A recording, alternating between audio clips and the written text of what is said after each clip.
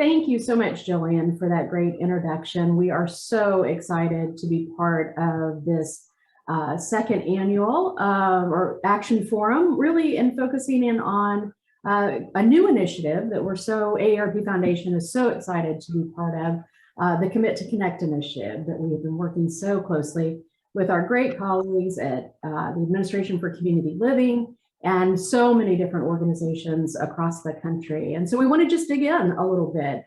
As Jillian indicated, I'm Emily Allen, and I'm the Senior Vice President for Programs for AARP Foundation. And I've had the good fortune over the past year plus, I guess at this point, to be the lead for the Coordinating Center. AARP Foundation is serving as the Coordinating Center for the Commit to Connect initiative.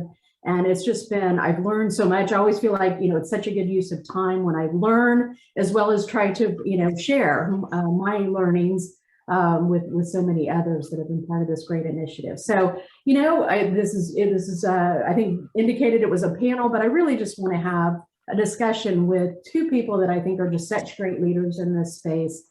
Kelly Cronin with the Administration for Community Living, and of course, my leader, my great leader, Lisa Ryerson, President of AARP Foundation. So welcome, Lisa and Kelly. So great to have you here today. And so let's dig in a little bit.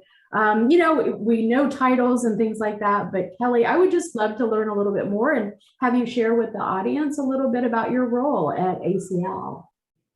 Sure, yeah, and thank you for having us be part of this panel. It's great to share more about our work and make sure everyone knows about what we're doing so that we can get more people involved.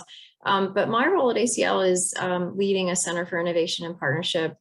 So we have a lot of various programs that reach both older adults and people with disabilities, everything from trying to help them with their access to their Medicare benefits or navigating their Medicare benefits, low income benefits, also trying to connect them to long-term services and supports through the No Wrong Door system or Aging and Disability Resource Centers. We do a lot of work trying to partner between the community-based organizations that focus on aging and disability, the populations we serve, but also integrate with healthcare, because we know it's really important to support people at times of transition from the hospital or from the nursing home. But also, as we see such a focus on social determinants of health, it's so important that we partner across the social services and community providers with healthcare. And so that's increasingly happening, but we're doing a lot to try to better align those efforts so we can really build on the community assets that do exist and have been funded for a long time by federal, state government and philanthropy. And so we also fund assistive technology programs across all states, and do a lot to try to coordinate across federal government, because ACL, of course, within HHS has a big HHS family to work with, including Medicare and Medicaid and CDC and HRSA. But importantly, HUD and USDA and these large departments that fund nutrition programs and housing that are so essential to populations we serve, those federal programs are really critical to sort of bring into sort of the overall coordinated effort to try to serve people. So, so we do a lot of that sort of partnering across government and with state government to try to facilitate access to services that people need, and better meet them with sort of a holistic package of programs and services. So that's a little bit about what I do and that's the center's focus. Of course, I would say during COVID, we've had so many important things that we've been trying to address real time. One of the most pressing certainly has been social isolation. I mean, as we know, it's been a long-standing public health crisis. That's right. But during COVID, it's just been on steroids and so front and center. And I know US Aging and other organizations through surveys have found it is the #1 pressing issue in older adults. It is. So we've been so fortunate to be able to work with AARP Foundation and the many partners we've brought together to really try to address this incredibly important issue. Yeah, well, I'm jumping in, Emily, because you said in your intro, well, first of all, how great to be with the two of you. The three of us have been working on these issues for many, many years, but really focused over the past year, as you were saying, Kelly and Emily, on coming together to encourage others across sectors to come together and address the rise of social isolation and loneliness among all people of all ages, but in particular, as you were noting, Kelly, among older adults and persons with disabilities. I so appreciate that we're speaking together at the Action Forum, because Association for Community Living and AARP Foundation have always been about action. And I think it's so fitting that we've come together around action for this issue to truly address this key social determinant of health. And, you know, Emily and Kelly, no better timing. Right. We have the opportunity, as Kelly was noting, and Emily, I know you found in leading our many programs, social isolation and the vulnerability that people of all ages have been experiencing over the course of the past 18 months draws attention to this growing and important problem, I think, in a way that allows us to build our network of champions. Absolutely. And to build an interest in cross-sector partners and entrepreneurs to be focused on building evidence-based solutions that we're able to scale, and additionally scale those great solutions that we know are already being deployed in CBOs across this nation. Right. So, Absolutely. Yeah, no, thank you, Lisa. I think picking up on a couple of things, certainly that you both said, it really is, and I think that's one of the reasons why AARP Foundation wanted to get involved with this, is the cross-sector nature of this, obviously. And then the B part, really, Kelly, and you know, I have to credit Lisa with really thinking about how do we bring a variety of organizations together to solve, you know, a really growing problem. And no one organization can do it alone. And so you're absolutely right, Kelly. One thing that we were particularly excited about is kind of building on the National Academy study that AARP Foundation sponsored. It really was about strengthening the ties between community-based organizations and health systems that really need to come together to address social isolation, particularly among older adults. And so, you know, I think that's just such a key theme. The other theme is really that, and you mentioned it, Kelly, it was really around, you know, we know that, you know, 1 in 4 older adults were already experiencing chronic social isolation prior to the pandemic. So it was a problem even with the pandemic. And then what was really revealed as a result of the pandemic was the fact that it wasn't just about an individual problem or an issue that people were having. The fact of the matter is that, and this is what leads to connection to social determinants, you know, individuals who are isolated as services were shutting down were going hungry. Yeah, you know, right. they were not able to connect to the resources in their community that had been available to them. And so many, many more people, quite frankly, across the age spectrum, began to experience some challenges with getting their basic needs. And that's certainly, Lisa, you know, something that AARP Foundation has been focused on. that's right. Right from the start. Yes. They're thinking about how we bring those solutions to bear. Well, and we know, as the three of us are speaking, we know that in order to help older adults and persons with disabilities to move, not just to survive, but to thrive and to tap into their own agency and resiliency, we have to address increased social connection, both to that reliable social network, as well as to the network of community supports and resources, Emily, that you're speaking about. And the pandemic laid that bare, as it did many other important, really deeply entrenched social issues. Absolutely, absolutely. So I'm assuming that there's going to be people in the audience and the viewers of this that are aware of Commit to Connect and how we've come together, but there's likely others that aren't. So Kelly, can you kind of give us a little bit of a background on the Commit to Connect initiative, how it kind of got started, and what ACL's involvement is in it? Sure, yeah. I think it really started as a nascent activity in the spring of 2020 when we were first all trying to, you know, together get through that early stage of the pandemic. And because it was so apparent, even in those early months, that social isolation was going to be one of the big issues to tackle. We just started reaching out to other organizations we knew were mission oriented, who were already committed to addressing. Of course, you having it like an existing age report portfolio in this space. We're a natural partner to go to. But NCOA and US Aging and some of our partners in the assistive technology community across states who had a lot of technology savvy around this, Leading Age. There were so many natural partners that were already doing important work. And we knew if we partnered together, we'd be more effective if we organized our work together. And so that, I think, we just had a lot of iteration over a number of months to try to conceive, what do we do? What is our public-private partnership? How do we bring it together? What do we call it? And that's how Commit to Connect sort of came to be, over this sort of coming together of the coalition of the willing who were mission oriented. We could all together get around this aim of trying to reach millions of individuals who are socially isolated.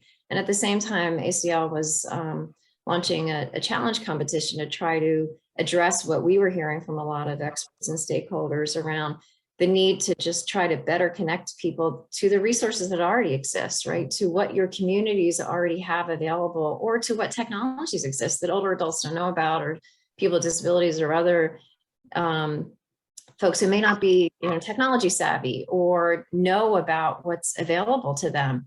So we wanted to sort of make it easier to connect people to what's out there and what could bring meaning to their life in a way that would be impactful to them and be connected. So so that challenge competition yielded a clearinghouse that we've now been sort of working together on. How do we build out and scale and make part of a broader campaign? But in parallel, not just to have, ability to have like an online platform to connect people, but we know it was really important to leverage champions across all communities, people who are already doing this work, who are really in the trenches within the aging network, across the AARP resources, across all state chapters, many, many different players across sectors. Health plans are doing a lot in this space, as we know. Absolutely. There's a lot of important partners, but we wanted to be able to connect them in a meaningful way and be able to facilitate the growth of their work or the replication of some of the most promising efforts, especially those that are evidence-informed or evidence-based. And creating a nationwide network and a collaboration platform for them, we thought would be really impactful. So that's sort of how we all together evolved this notion of the nationwide network of champions. If we connect all those local champions, help them learn what they're doing, and those that want to replicate the really successful models, have a community and a platform for them to be able to do that in a way that can done with fidelity, or in a way that adapts for that other local community that works for them. But the ability to learn and share best practices across these sectors, across communities of interest, we thought was going to be potentially a really impactful way to grow the initiative. And as we're getting together, Emily and Kelly, let's celebrate that we have over 100 champions in the network. Yay. So that, just through a soft launch. Just through a soft launch. just through a soft launch, which really, Kelly, as you were speaking, underscores the point that the three of us and our organizations had a lot of evidence about great work in this space that was occurring across multiple sectors and in communities around the nation. And our core commitment to say that, we are leaders, ACL and AARP Foundation, and helping drive collective impact. I think that is some of the best of our work, is that we came together and we're able to set up a framework. And Kelly, you and your team have been real experts and leaders in working with Emily, Emily, you need to speak soon about just the day-to-day leadership of this, but we set those bold goals out there, as you said, Kelly. Let's get to literally millions. Can we get to 10 million and then onward, individuals who are older adults, persons with disabilities, and connect them to the right resources? I very much appreciate that we broke it down into meaningful chunks of work, that we would have a clearinghouse so that ultimately we could, as you were sharing, Kelly, shine light on those solutions that could be effective tools for individuals or organizations, that we could underscore the need for evaluation and building bodies of evidence, that we would develop the scientific advisory group, which is helping us think through what that evidence is, and also how do we continue a culture of evaluation so that we understand which solutions really do help a person understand where they are on their own continuum around social connection, and how they can increase that connection. And then the weaving of the network of champions. What I've appreciated already is we have individuals across spaces, whether they are working in adaptive technologies or working with the intersection of identities of older adults and persons with disabilities, to be sure that we are on a daily basis responsible to meet people where they are at and across their identities, to be sure they have the tools and resources to maintain their social connection, their social emotional health, to be sure that they thrive. I keep going back to that. For us, as you know, Kelly, and you know, Emily, my force around this is that you cannot solve for senior poverty. You cannot help older adults secure the essentials and thrive without fundamentally and first recognizing their need for connection. So I, as you were talking, Kelly, and you, as you were speaking, Emily, am so excited about our ability to say, it's new work, but it's really just lifting up good, essential work and entrepreneurship and digitalpreneurship, which is happening across our nation. It was happening pre-pandemic, but needed to be maybe turbocharged by Commit to Connect. And that is what ACL has done. Commit to Connect provides that, the turbo supercharge energy that we need to go forward in this space and to make it sustainable. Absolutely. No, I think you're so right. And we've learned so much. And I think you'll hear a theme of soft launch and things like that because, and again, I think you're absolutely right, Lisa. This is an action forum and AARP Foundation certainly has a bias to action, as I know. We do. Says, it's like we can think about and we can plan all we want to, but until we actually put something into play, that's when you really learn. And I think we've learned that from, the committoconnect.org website, where we want to have people come and learn a bit more, obviously, about the issue, because we're still in a space in this nation. I mean, if there is a silver lining at all of this pandemic that we've all had this shared experience through, is that people are far more aware of how isolation may be affecting them or affecting someone that they care about. So that's the good news. The more challenging news is that we've got to bring individuals together to learn more about the impact of social isolation and the need for increased social connection, and then provide information to both of your point about what are the solutions that are working. Because, and Lisa, you certainly brought this to AARP Foundation. It's there's a lot of solutions being built, but are they really addressing the problem? That's right. People tend to get a little bit excited about a new solution or a new program or a new piece of technology, but are we really starting with the problem it's trying to solve? And so that's what I'm excited about with Commit to Connect and the work that we're doing collaboratively, and particularly with the nationwide network, is we can really dig into and understand what may be working. Maybe it's working for a small number of people. How do we replicate that then? How do we convene dialogue and facilitate the technical assistance that may be needed so that each organization doesn't have to reinvent the wheel? It's really building that community of practice. And so I think we're really excited about where this might take us. And you're absolutely right. I mean, it's one of those things, it's like you launch something and cross your fingers that people will want to be involved. And it was really overwhelming, even though we really just kind of talked about it through our networks, over 100 organizations really representing good geographic dispersion, a wide variety of populations that they're serving.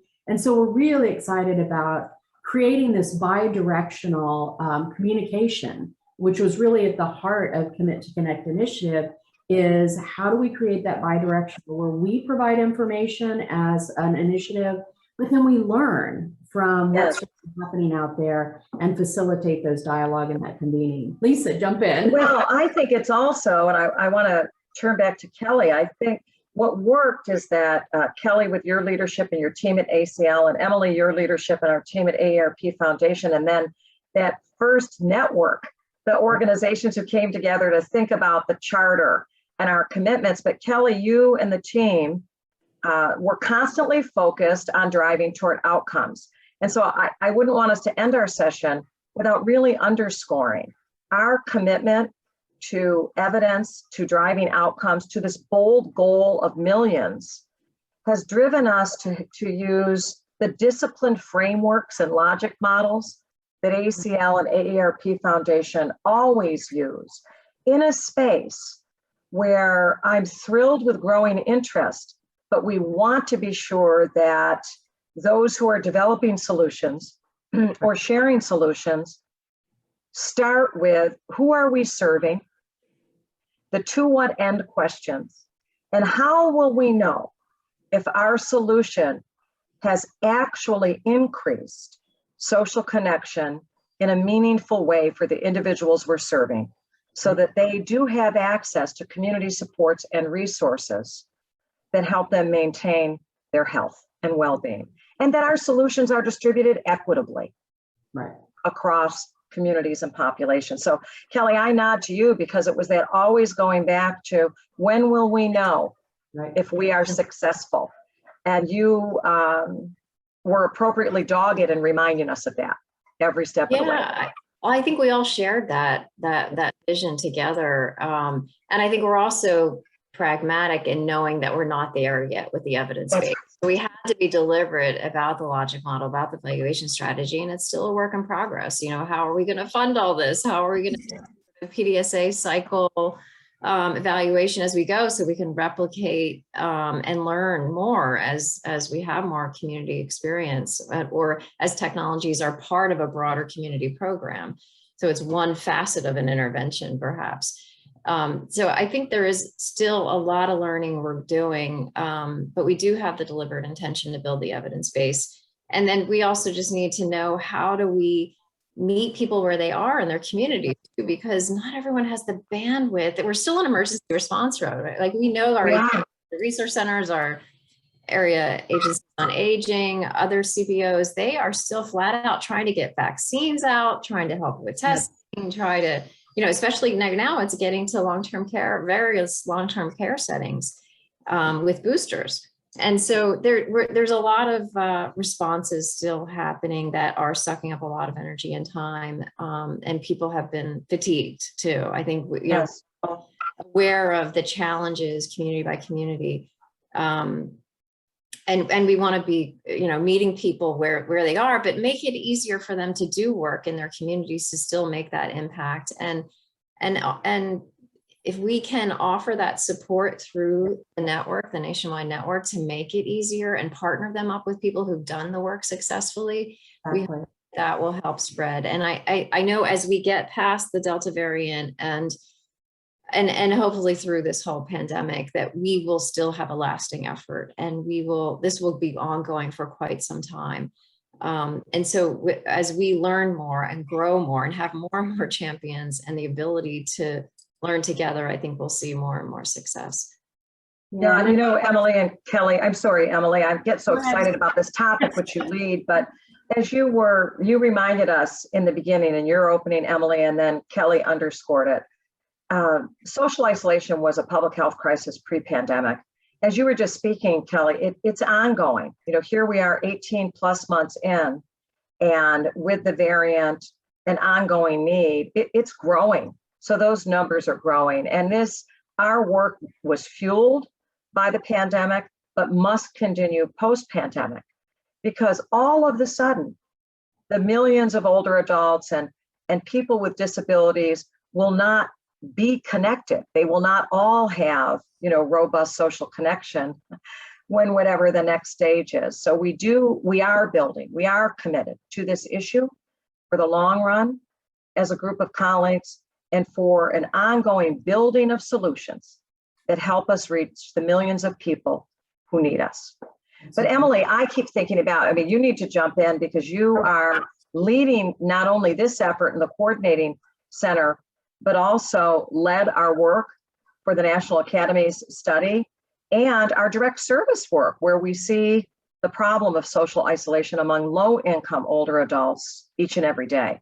Absolutely. No, and a perfect segue. I was going to talk, and you know, Kelly, you brought up, and one thing that we were really excited is I felt like right from the beginning, right from the very first conversation we had with ACL, we knew there was a lot to learn about launching something like this. You know, normally I think when a clearinghouse gets built, it's kind of like There's a lot of great solutions out there that somebody says, oh, let's put it all in one place. Wouldn't it be great? But that's really what we had to do. And we're really building those blocks. And I felt like we were speaking the same language, and things like, let's do some sprints, let's build this via a sprint process where we really put literally a minimum viable product in place so that we can build on that, taking all of the great feedback from all the great organizations that were part of the Startup Steering Committee, as well as the nationwide network groups that are now part of it. And that's really, we were really of like minds that, we weren't going to, launch this huge thing. We were going to do it in incremental points. And that's really has been our philosophy for many years at this point, really led by you, Lisa, as we do our innovation work. It's about, let's test something small. Let's build something. Let's see if there's, if it's solving the problem that's really out there. Is there demand for this? We really had to think about that too. And I think early evidence, particularly as we think about the nationwide network, is there is a demand for bringing cross-sector groups together. And so again, it was great because we were so like-minded of how we build this.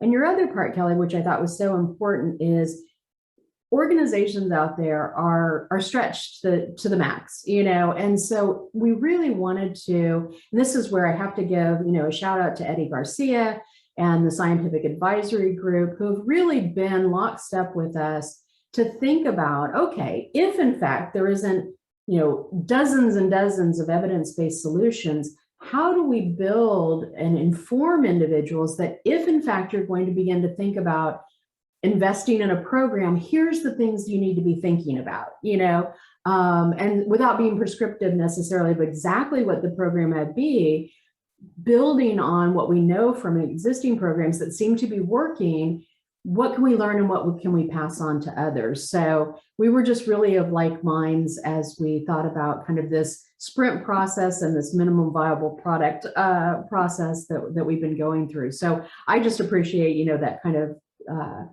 like-mindedness that we had as two organizations coming together. So anyway, let's turn to the future. So we talked a little bit about, kind of where we've been, how we've been on this journey together. Kelly, I would love, for you to just say, where would you like this to head, and how can organizations get involved? Great question. And I think we are figuring this out together, right? And following the lead of people that are really engaged and doing a lot of important work with impact. But ultimately, if, things play out on a similar trajectory, I think we want to have a lot of champions actively participating as a part of this network. So they're learning from each other. We're able to form sort of learning pods or learning communities that take, the most successful community-based programs, with or without technology, and bring them to other communities and bring the right partners together. So it could be sustainable over time. And that may be a health system or a health plan or community health center. There could be many different partners that will be really the committed people to keep this going over time. And I think also we know that there is some funding still out there at a state and community level that HHS has administered or the federal government has administered as a part of the COVID response that we hope will continue to allow for some flexibility to spend at a local level, but make the most of that in bringing in these other NGOs, other community-based organizations. And it may not always be the CBOs that we fund. It could be Catholic Charities or Lutheran Services or somebody from an AARP chapter that steps up, to be that local organizer, but to have the other partners that have the reach to the people that we want to serve. I think we need to formalize or help build those partnerships that can be lasting at a local level. Give them the tools through the Nationwide Network platform to be able to easily implement and replicate things that will work within their community that are a good fit for them. For their populations and be able to reach in a culturally competent way who they're trying to reach. I think a lot of building of that nationwide network that will happen. I think we also need to iterate a lot on that clearinghouse to make sure we have a complete set of technology solutions that can be matched appropriately and then used, in a way that works for that user. They know how to do voice activation if they don't have fine motor skills, or they know how to, adapt and make it a part of their lives to be able to connect to people that they want to be connected with, or to their interests, their passions, things that brings meaning and joy to their life. So I think as we continue to iterate on the clearinghouse, we'll build more meaningful solutions, both community-based and technology-based, that we'll be able to, in addition to community-led efforts, be able to allow direct access to. Sure. Well, we have just a couple minutes. Amazingly enough, I could go on all day, quite frankly. This is just a conversation. And Kelly, you and I meet on a regular basis, and I've just really appreciated our great collaboration with Lori and Alec from the team as well. But kind of the same question, Lisa, as we wrap up. I remember a little over a year ago, I started talking to you about, hey, we've been having these conversations with ACL. Where would you like to see us take this, as we think about addressing the needs of low-income older adults in our nation in particular? Yeah, thank you. And when you had those conversations, as Kelly knows, I said, let's have more. And I was so pleased. I want to go back to the real collective impact framework that ACL and AARP Foundation have built based on the understanding that our network and our clearinghouse, our council, our scientific advisory group are all committed to the same outcome, the same goal. But then we approach it through the lens of our own organization. And we know that, for me, the future is that Commit to Connect is an ongoing effort, and it will become more robust over time. That we are a learning community where you share the knowledge and expertise you have as an organization or individual across a variety of sectors, and where you gain information, where you have gaps in your knowledge as you're working to serve individuals in communities or to build solutions for individuals. So it is, as you said, Emily, that mutuality. But I want us to be the beacon for recognizing, as we do at Commit to Connect, that social isolation should not be addressed as an afterthought. Right. That it is much more important to address robust social health and well-being upfront for individuals and for communities, because it is less expensive for the individual in terms of personal expense, what happens in their lives, and the harm if we are not connected. And it is literally less expensive for us and communities as a nation to address social isolation upfront as well. So that is my hope, that we understand the importance of the issue and the importance of Commit to Connect, and that not just now, but in the future, any person in an organization or as an individual or CEOs of companies know that they head to Commit to Connect, where they will find reliable resources and a community of learners and leaders who are going to solve for social isolation in the long run. Great. Well, I can't think of a better way to wrap it up. So thank you, Kelly, for this and for your great partnership over the last many months as we address this issue. And of course, Lisa, thank you for your leadership on this issue for a number of years now. This is so exciting. And so thank you to the audience for being part of the dialogue. Go to committoconnect.org to learn a bit more. So thank you. Thank you, Emily, for being the leader at the heart of bringing all of this to life. Absolutely. Thank you both.